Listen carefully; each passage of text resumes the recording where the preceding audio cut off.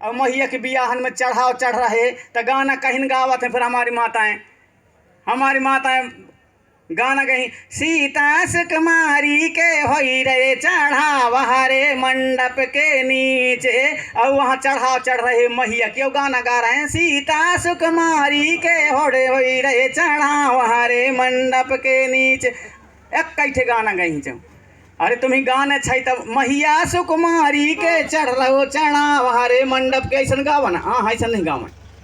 तो कहीं ना कहीं जो है हम अपने जो संस्कृति है व्यवस्था है उससे हम भटक रहे हैं। तो मैं आग्रह करना चाहूँगा कि इनको हम जब बचा के रखेंगे तो आने वाले हम लोग जो है हमारी पहचान बचेगी।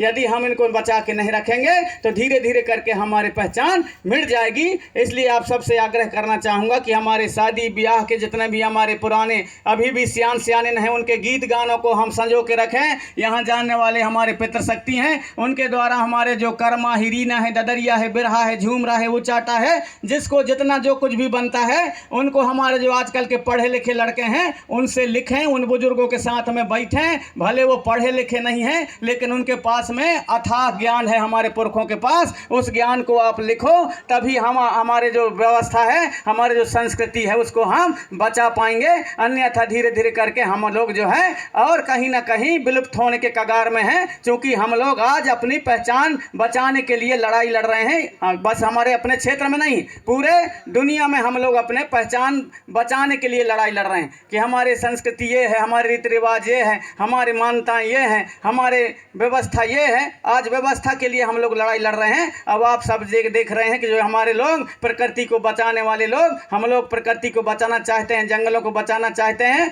लेकिन हमारे जो पूंजीपति लोग वो लोग जो हैं जंगलों को विनाश कर रहे हैं। हमारे लोगों को विस्थापन करने के लिए तरह तरह की योजना बनाते हैं और हमारे कहीं बांध के नाम से कहीं प्रोजेक्ट के नाम से कहीं अभयारण्य के नाम से तो कहीं कहीं बड़े बड़े कुछ ना कुछ कंपनियों के नाम से हमारे लोगों को भगाया जा रहा है। यदि हम सब एक नहीं हुए और अपने जो असली व्यवस्था है असली व्यवस्था को अपने पुरखों के नेंग सेंग व्यवस्था को हमारे मिजान को नहीं जानेंगे हमारे पुरखों के असली रीति नीति को नहीं जानेंगे तो निश्चित है कि अपनी पहचान हम खो देंगे और कहीं के नहीं रह जाएंगे। इसलिए आप सबसे मैं आग्रह करना चाहूँगा कि हमारे पुरखों के व्यवस्था को बचा करके रखें जानें समझें। हमारे पुरखों के ज्ञान में परा ज्ञान है उस ज्ञान को हम जानने और समझने का प्रयास करेंगे। थोड़ी थोड़ी चीज़ों में हमारे पुरखों के ज्ञान के पीछे बहुत बड़ा विज्ञान छिपा हुआ होता है उनको जानें और समझें। अतः आप सभी से मैं आग्रह करना चाहूँगा कि जैसे उदाहरण के लिए हमारे पुरखा लोग हमारे सियानिन माताएं बहनें पहले के हमारे सियानिन 100 साल के 90 साल के और सूपा में धर के तिली न मैर लें। तिली आजकल हम लोग नहीं न मैर पाएंगे। उसका कारण क्या है वो लोग उस प्रकार से ज़्यादा और कुछ नहीं करते थे। झिरिया में पनघटा में जाती थी सवेरे हमारी माताएं बहनें और जब वो आँख धोती थी तो पानी छींटा मार के आँख धोती थी।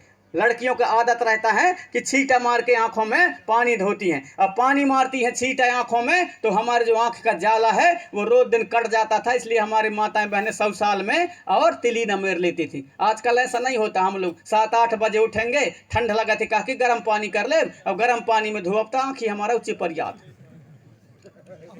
याद। अभी भी मैं उदाहरण बता रहा हूँ। कई थे गैया बच्चियन के चिट पर जाते ना चिट पर जाता सियान कहते हैं अरे 6-7 दिन तक बासी पानी की छींटा मार दे आँखी में ठीक हो जाएगा। अब मारा था सही ठीक हो जाते। जब 7 दिन छींटा मारे से बासी पानी के और जब वो गैया बच्चे के चिट पर ठीक हो जाते तो जब रोज दिन धोई ही तो वो तो जिंदगी भर सही रही ना।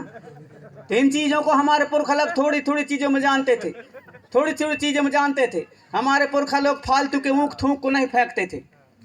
कहीं भी थूक नहीं आजकल चल गया है। वह आजकल में कहीं जो चल गया है राजश्री जो कहीं ना राजश्री चल गया है तलब राजश्री तलब। हमारे देखिए हमारे जवानन का देखिए तो खरीद ही कहूँ दुकान से एक दुठन के खरीद ही दुठन का अखठे का चौथ के एक मिला ही फ्रेंस खोच बजावत भागत हम नहीं भागे ऐसे करत भागत हम और वह भगे वहाँ जाके जहाँ मौका मिलता है पर अपने ऐसा करें डालें मुँह में और फिर कछु बताएं क्या बका थोड़ा सा ऐसा हो गया वैसा हो गया यह पार थूकत है या ऊपर थूकत है सारे थूक खत्म हो गए।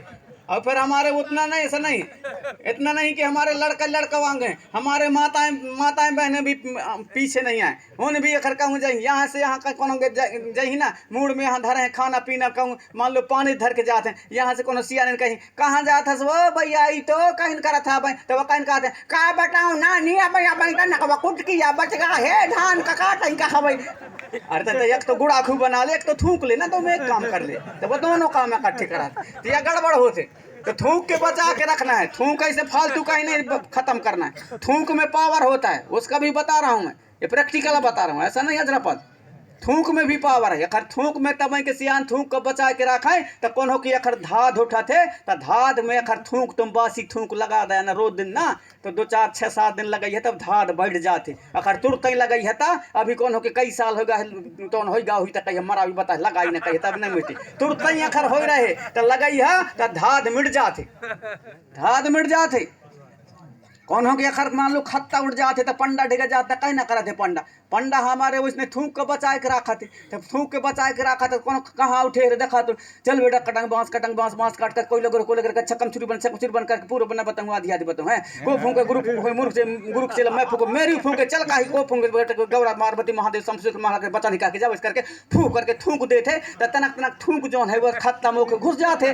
तब वो खत्ता जौन भय है वो में जो कीटाणु रहते हैं, जो वायरस रहते हैं जिसके कारण खत्ता होता है, तो वो पंडा के थूक से और वो नष्ट हो जाते हैं, तो वो जो है खत्ता हमारा ठीक हो जाता है, ठीक हो जाता। कहीं मैं फूक रहता बारे अब फूके से लगे इसके बाद थूक में लगे सखर लग गई, तो इसलिए उसमें पावर है, बचा के रखो। तो इसको बचा के रखना चाहिए कि नहीं?